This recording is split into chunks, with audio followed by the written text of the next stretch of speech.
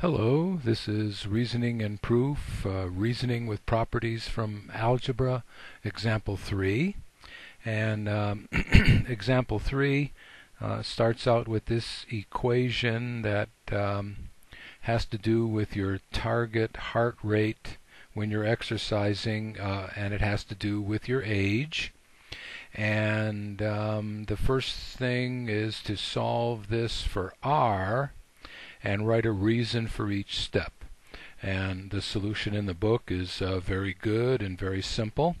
I did it differently just to show you that there are more than one way of doing these things. And I did it as if I was trying to explain this to a pre-algebra student. So the first thing I did was I switched the right side and the left side.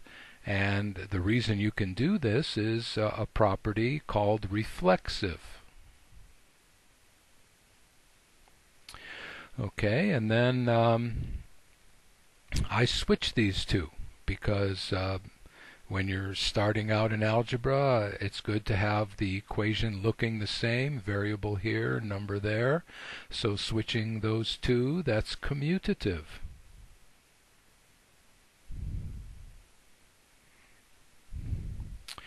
And now I subtracted 220 from both sides, so that's subtraction.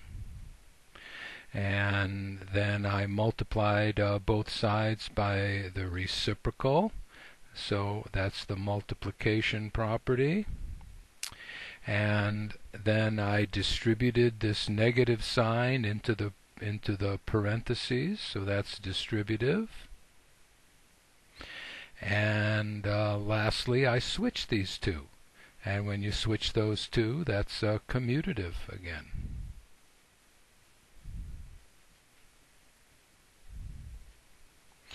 And this is the formula we'll be working with in Part B.